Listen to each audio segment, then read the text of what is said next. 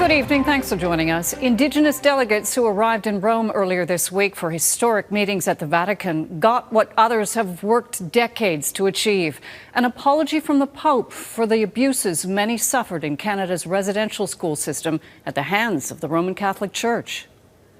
I ask for God's forgiveness, and I want to say to you with all my heart, I am very sorry. And I join my brothers, the Canadian bishops, in asking your pardon. The apology that we received today is absolutely historic and so meaningful to so many people. But we've all been very clear that there's so many steps that we still have to take. And those next steps could come here in Canada, as Pope Francis also committed to visiting Indigenous families in their homeland, possibly in July. With more on what was said in Rome and reaction to the Pope's historic words, let's bring in our Europe Bureau Chief, Crystal Gumansing, for more. Crystal. Colleen, Indigenous delegates were in tears when Pope Francis apologized, but he went further than that, acknowledging the broken family bonds along with the cultural loss and identity. Steps away from Pope Francis, a fancy dance performed with enthusiasm and pride. Not too long ago, this was an unacceptable display of culture to be unlearned at residential schools, often at any cost. I am very sorry. I had tears today when I heard those words.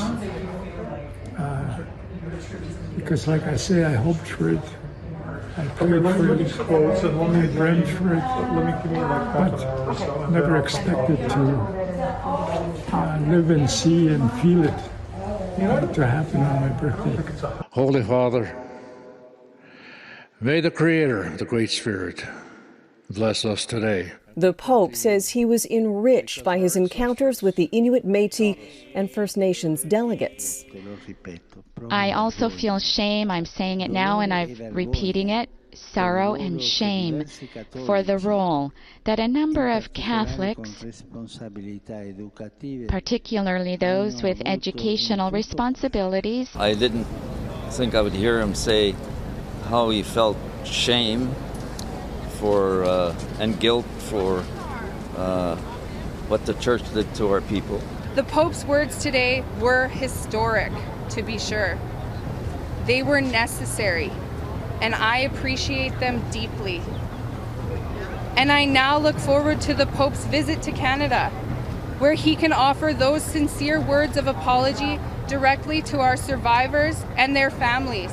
We at ITK look forward to working with the Canadian Council of Bishops and the Vatican to not only plan for this message to be brought to Canada and to our people in our homelands.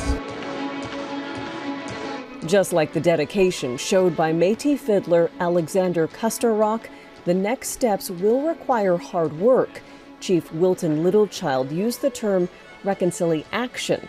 His fellow delegates agree. The moment is like when you're going out there in the snow and you see fresh moose tracks. That's the feeling that I have, because there's a possibility. The Pope presented one member from the Inuit, Métis, and First Nations delegations with a bronzed olive branch, a hopeful sign of peace and reconciliation going into the future.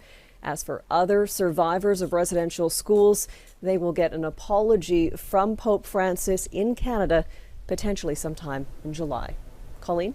Crystal Gumansing in Rome. Crystal, thank you.